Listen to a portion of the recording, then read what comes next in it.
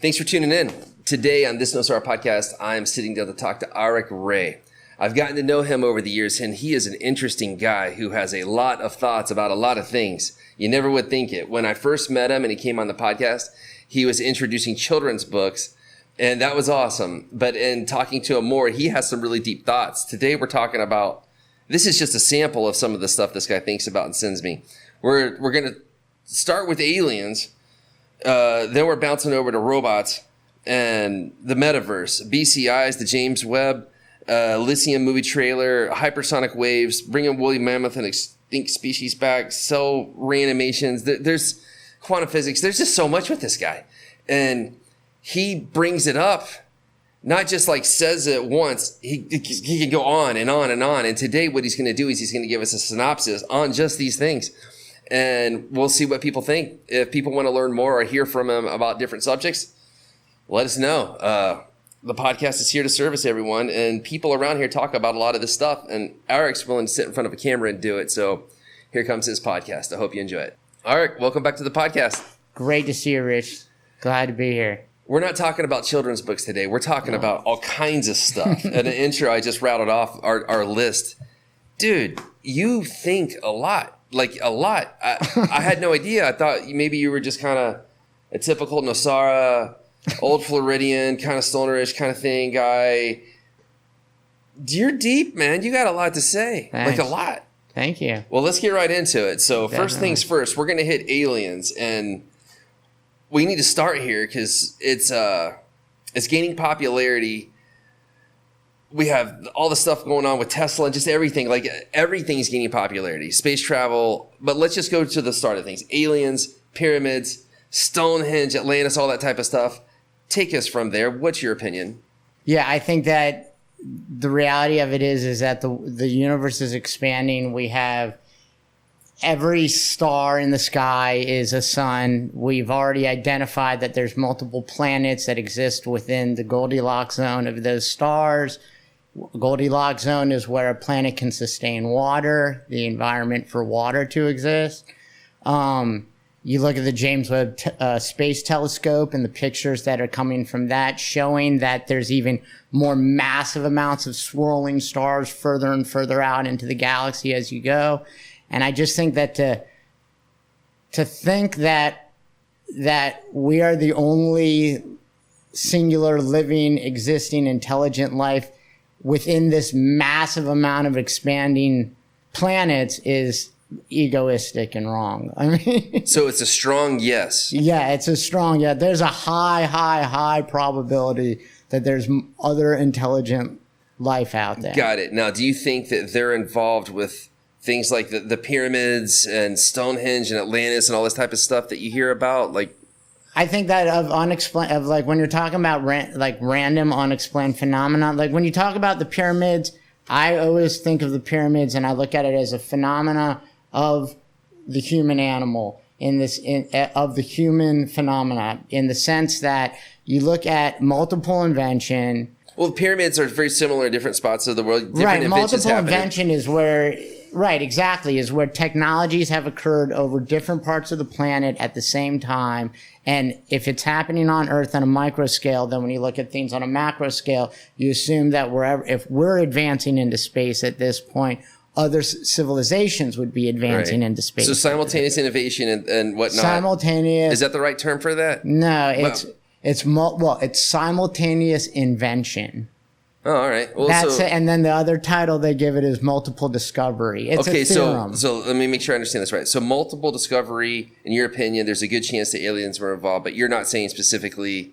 I'm saying that I'm saying now, do I think aliens were involved? When you look at the difference of, when you look at technologies that would have been needed to create some of the things that are on this planet, like huge structures, for instance, even more so than the pyramids, there are huge structures underground in parts of Egypt and the Middle East that the stone from that creation was identified as being thousands of miles away. And the weight of the stones, the density of the stones, and the structures and designs that are existing and sculpturization that's existing underground, with our current technology, we wouldn't be able to do it, many experts would say.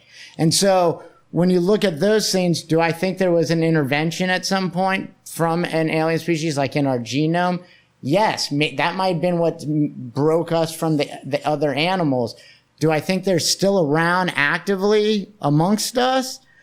I don't think so. I don't think they are now, and I don't think they necessarily want to be until we create something that's going to be a threat to them. Gotcha. So you're not walking around saying that there's lizard people, aliens among us, all that type of stuff, men in black thing. Right. I don't subscribe to like secret societies and things. Like, okay.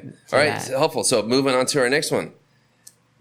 Kind of sort of in the same vein as far as freakiness, robots. Elon Musk just came out. The Optimus. Oh my gosh. Statements like by 2023, the robot thing's going to be bigger than the cars. Well, that's pretty scary, man. I'm really scared of the robots and artificial intelligence. Like, what's your take on that? I think artificial. I mean, I think there is the possibility of existential threat to human beings if artificial intelligence is left unchecked with resources. The artificial, and that's a possibility that even Musk talks about. Right. Okay, this concept of like a digital evolution occurring is a very real thing. In regards to like Optimus itself, I think that the mind. Well, I'm praying that the minds that are creating these technologies are also have like the moral, ethical, and foresight, to also design them in such a way that we can keep them in check. Yeah, it has to be a button, right? Right. Well, like the Optimus, for instance, is going to be about 5'8", weigh about 165 pounds. Will be able to do whatever other people will do, whatever people can do. It will be a robot that can do all of these things with its hands, mundane tasks over and over. But like one safety thing is a thing can only move like at a snail's pace, like a very slow walk. So we can get away from them. So it's kind of like zombies, except it's robots. Right. They're walking very, very slowly. But I mean, when you're talking about zombies and once they get it's not like they're all trying to eat you. It's the idea that in this world right now, in this technology, if we had a humanoid robot that could move very slow, then if there was some type of malfunction in the robot, it's not going to pose a great threat of any sort. I got you. I think the threat, my fear of artificial intelligence is being able to launch massive bombs everywhere, all over the place. But I mean, when you're talking about that, that's like the implementation of artificial intelligence in the mandate of our nuclear arms and our nuclear arsenal. Well, let's talk about that. So actually, even before we get to the nuclear stuff, or even if we get there, I want to ask you about the metaverse, because you see Facebook, people hear what's coming. You got to think military and scientists or whoever has been working on this stuff for a while. Well, yeah. What's your take on the metaverse? Is that coming? How big a deal is that? What does that thing mean to you? Metaverse is coming. It's coming, and it's coming. Down the road in the next 5-10 years is when we're going to really see the significance of it. Entities like Facebook, Apple, Facebook acquiring Oculus, like these will be Microsoft, Google. These will be the backbones that will create the metaverses that exist and have existed for a long time. You look at Second Life, the old video game that came out in like the mid 90s. People have been living a second life within this artificial world for years now. You look at Roblox and all these things. But what's most interesting, I think, is that that's all for a consumer-based interaction, kind of like the movie Ready Player One. But the military, I just read an article recently about the military has developed like a complete map of the planet, more or less, that exists within a virtual world. They can take soldiers, put VR headsets on them, and put them in environments that absolutely replicate what they're going to be in. And they've been doing this for a while. And those, there's technologies, and with DARPA and everything, there's technologies that we don't know about that are being developed. But yeah, the biggest player in the metaverse is the U.S. military. Okay, now tell me what BCIs are. You sent me an article involving BCIs this. are brain-computer interfaces. Do you want to talk about that for a minute? Brain-computer interfaces are the concept that it used to be very fictional and like, you know, fantastical of connecting your brain, being a mode of electrodes, connecting those sensory actions to a computer. Now, and that's what brain-computer interfaces are. Now you have companies like Neuralink and Synergen, and you have companies out there that have created small chips that they have different machines that do it, but like Elon Musk Neuralink, who's probably been the most vocal about the whole thing and public about it, you know, he's developed a machine to install the Neuralink chips. These are, you know, probes that go into the brain. The chip gets locked into the skull, and it makes you able to interact with a computer via Bluetooth or whatever other form of non-wired communication they want to use. Your prediction is 5, 10, 15 years on that stuff? No, I think much earlier than that. Okay. I think just like with, I mean, when I talk about the metaverse is because the reason I put it even that far out, even taking into consideration everything's moving exponentially, technology, you know, what we've learned in the last, you know, 5 years is equivalent to what we learned in the previous 100. You know what I mean? It's like, so everything's moving faster. So in 2 years, I might say that 10-year mark might be at a 4-year mark. You know, I don't know.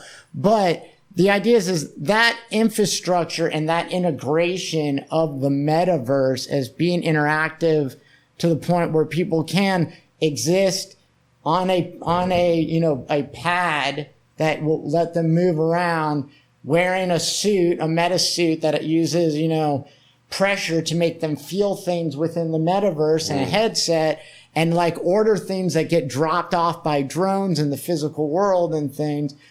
For us to get to that point, that's going to take some time to build that infrastructure for it to be available to the commercial market. But BCI is here, man. Gotcha. Neuralink has not started clinical trials yet, but there's other companies that are in their like phase 2 of clinical trials. Got it. So we'll pay attention to that. Yeah. Now the Elysium movie, the trailer that I sent. Yeah, the trailer that you sent over.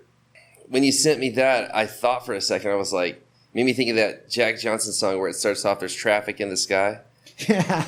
And it's like that is sort of happening, and then you see it on movies, and there's debris shooting all around the Earth.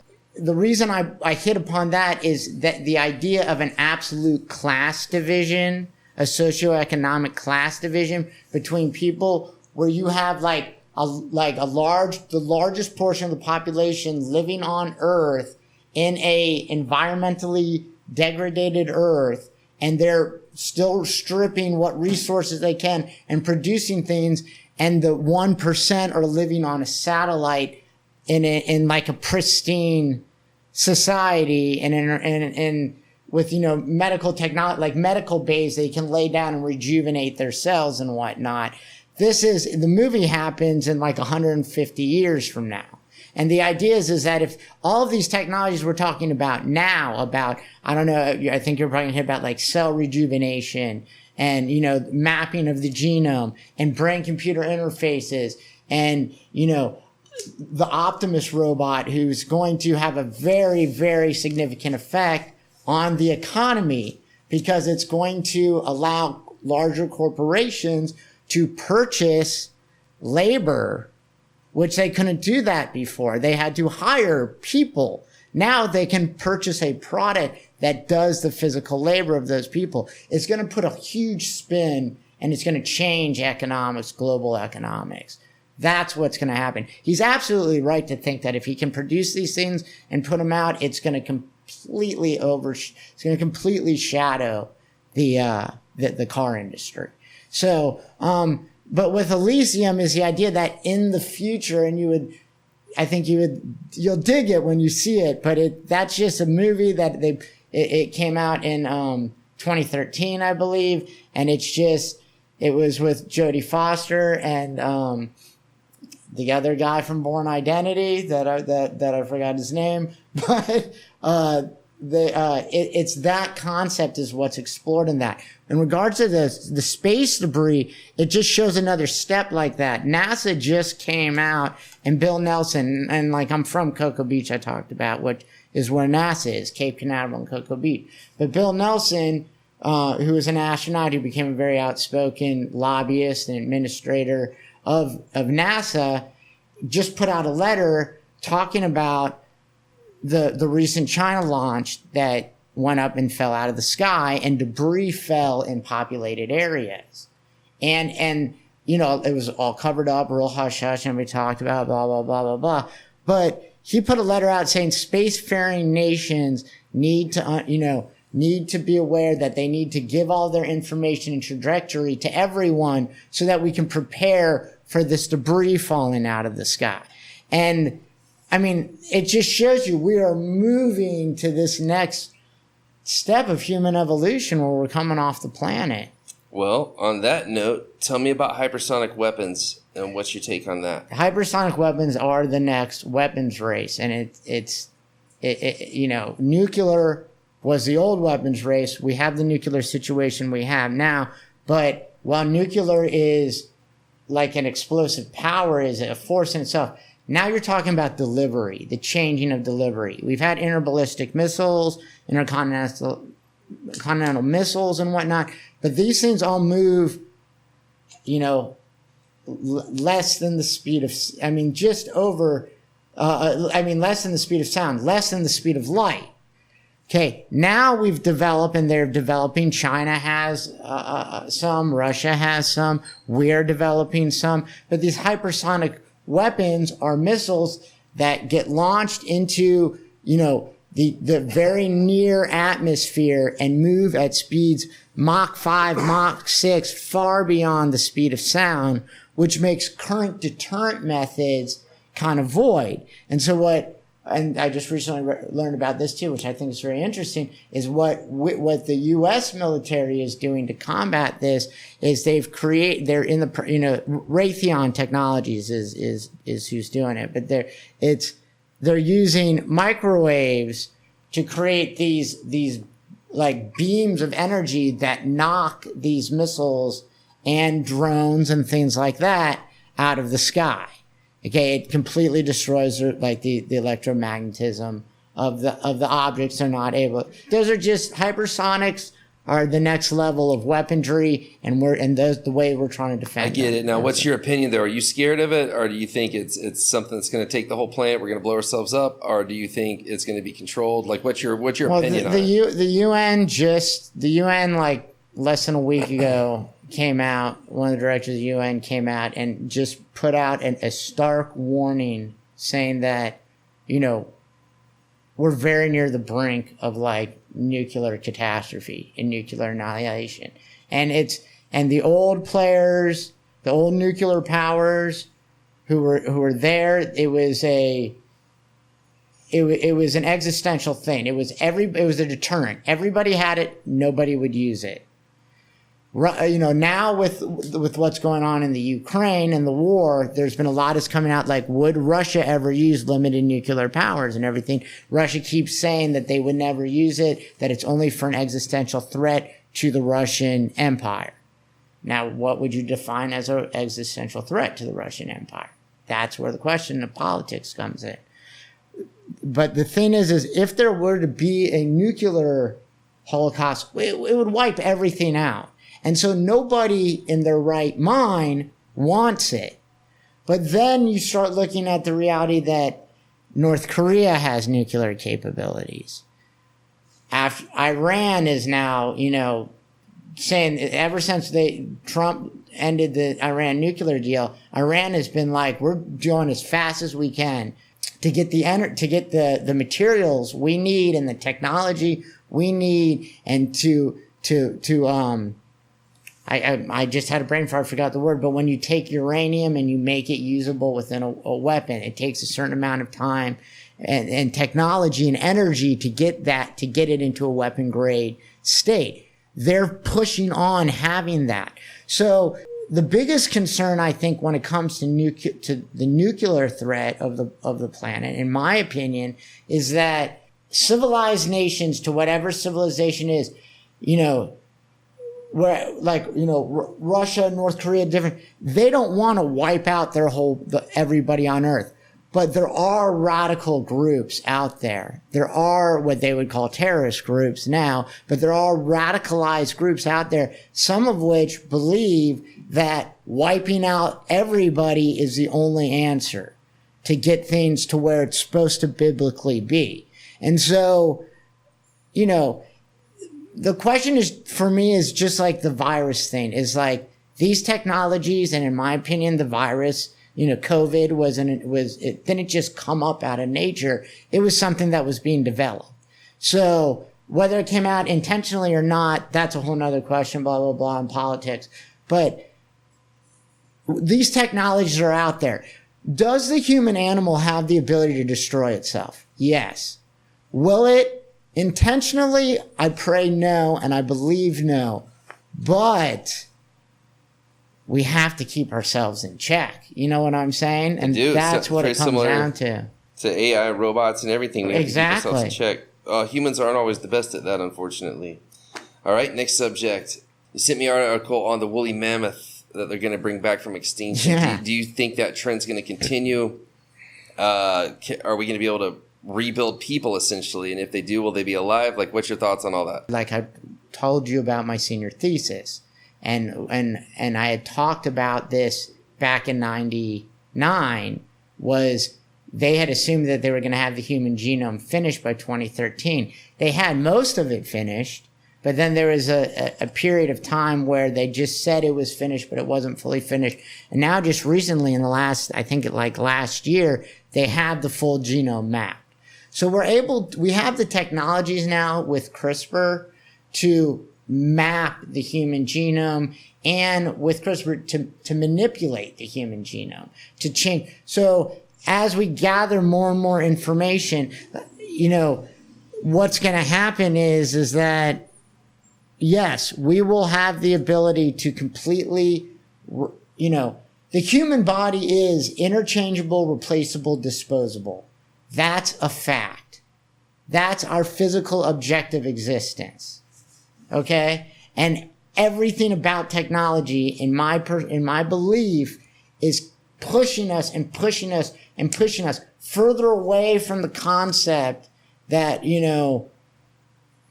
we are a creation that is meant to follow these specific rules and guidelines and whatnot, and so on and so forth. And now we're coming into this new period of human awakening, if you will, that we're recognizing our physical selves are interchangeable, replaceable, disposable. At the very same time, we have a very limited understanding of the spiritual world. We have a very limited understanding of of human capabilities, both subjectively and objectively, both internally and emotional intelligence has just been recognized in the last couple decades. I mean, it's they're just recognizing the endocannabinoid, system in our bodies from a medical standpoint. This all goes into the idea of ghosts and things like that, and spirituality and everything else. But yeah, we just have, and I've said this before when you first time you ever asked me about what I thought about aliens, I said, we don't have enough information to know. For anybody that just outright says no, I mean, you don't have enough information to do that. We just don't have enough information yet. And as we gain more, we're seeing that we are evolving to our technologies. So are you saying that you think that this extinct species are going to come back? Okay. I'm sorry. Getting back to the question. With the manipulation of the human genome, not with the genome structure in general, we are going to be able to resurrect extinct species, extinct fauna, extinct different aspects of our physical world that we thought were gone, we are going to be able to bring back. What those implications will mean to science and society, is anybody's Man, I hope guess. they don't bring back any of those pterodactyls, because that's what Right. that's the thing I'm most scared of. Big Live flying. in Jurassic. There's a reason why Jurassic Park has such a successful franchise, man, and it's still going. Geez, and we're in Costa Rica too, where they filmed the first They one. filmed the original Jurassic Park here. All right. Well, as we wind this thing down, I want to bring it back to Nosara. Okay. There's a lot of hippie talk around Nosara.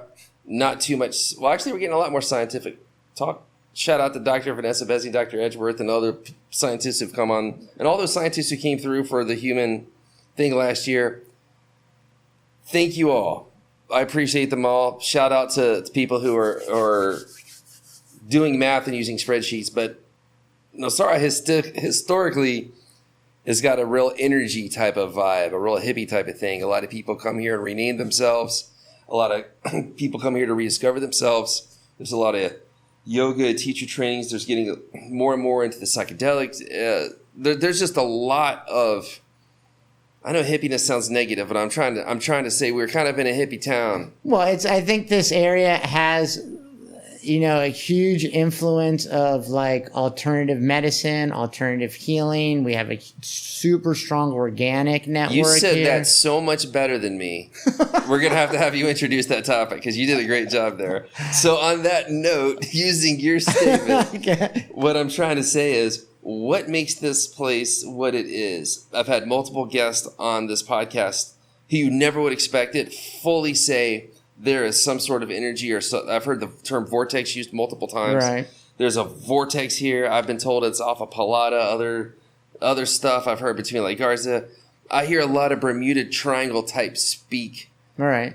from various people. Right. I don't have any clue about any of this. I'm not stating any opinion. I'm asking you. What I think of the place. What's this all about? 'Cause This place there's something very, very special about this place. And without going into these fantastical ideas, if you like to look at it kind of objectively is what I would try to say to that.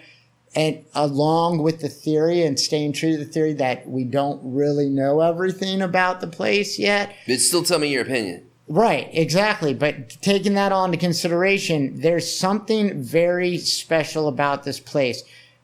People come here. Is that just in our heads or in reality? No. People, and I'll tell you, when you talk about people coming here and their lives changing dramatically over a year and people coming here to find themselves, that's like a sociological phenomenon. I understand that. And we could attribute that to whatever. But if you start thinking about like the fact that there are electromagnetic fields and grids that exist on the planet Earth with marked and recorded intersections of energies and whatnot, and you start to look at like the fact that this is the only coastline in this hemisphere that right off of this line of latitude where whales come from the north and the south to procreate and breed is right off of our coastline here. You also have centurions that exist here, and there's just a history to this area. It's Blue Zone Coast. There's a recorded, historically sound existence of not supernatural, but like extraordinary events occurring right here in this area. So it's an affirmative from you. There's 100%. Yeah, there's something. I'm not going to put a label on it. I'm going to say, but there is something different about this place than the next place down the line. Aric, you know a lot about a lot of things, man. I appreciate you sitting down to explain this stuff. I didn't understand much of what you said, but I got the general point, I think, on most of it. Good. So we'll start there. That's a very humble statement, Rich. I didn't mean it that way. I don't want any. It's more self-deprecating. Yeah, right. But that's how I feel. You're using humility. I appreciate it. I just appreciate you being willing to sit down and talk on camera. Cool. People tell me stuff constantly. I get messaged all the time. I get stopped all the time in the water, on the road, with people who have opinions. You not only started this when we met, really got closer over children's books. It turned to this, and there's just so many chapters to you. So thanks for doing this, man. I appreciate it. It was it takes guts to speak with conviction on things that are uncertain. And you just did that. Yeah. Well, thank you. Yeah. No, I appreciate that. I really enjoy this. I have a degree in philosophy, and I spent my younger years like studying that. I just don't think, like I've said, I just don't think we can really know anything. Martin Heidegger, who was a philosopher, had one theorem called in the advancement or the question concerning modern technology. He talked about end framing, and it's the concept that we are moving along. The human being is moving along on a linear path, and our technologies are advancing. And it's pulling us, the technology, as we gain more and more information, is pulling us further and further away from our original state. This space in between our original state and where our technologies is putting us, he calls a standing reserve of information. So all the articles that you send me constantly is adding inside of to the standing reserve. As our technology progresses, we add to our standing reserve, and the things that you believe now, you may think are complete hogwash in 50 years. That makes sense. Now, to wrap things up, though, getting back to Nosara, sure. Are there any shout-outs you want to give while you have this platform? I have to, of course. My wife, Andrea Vega Martinez, is doing dance hall classes at the local gym. I'm sure that they're probably throwing up a flyer on the screen right now. Please give her a call, ladies. It's amazing. It's a female dance hall class. A lot of energy, a lot of creativity, a lot of sensuality. The men in your life will love it. I also have to give a shout out to my father. Diego is how he goes by. He is the artist at the Nosara Art Gallery. You can go to nosaraartgallery.com, our logo, and information should be up on screen now. And he's been coming here for over 45 years. He was here back in the day, just after initial marriage, on their honeymoon when there was nothing here. And now I ended up back here, and now he's back here with me. He's not just with you, but now his grandkids too. Yeah, now his grandbaby, because I have my son. I got Misael is my absolute. He's just magic. He's to all the parents out there, they understand, and if you don't, you really will not know until you actually have one what it feels like. But he's my joy, my soul, my love. And it's the board line that we've created, if you might have seen them in the water, is Misa Surf. It's named after him. It's our designs with my father's artwork. We actually have it printed on fiberglass in San Diego. This stuff gets the high resolution photos printed on fiberglass in San Diego, shipped to Shea Boards in Tamarindo. That's where they shape the boards, and they're at the Nosara Art Gallery. So please come take a look at it. I don't know if you've been there yet either, but if you haven't, just stop in and say hi. And his studio is there too, which is pretty cool.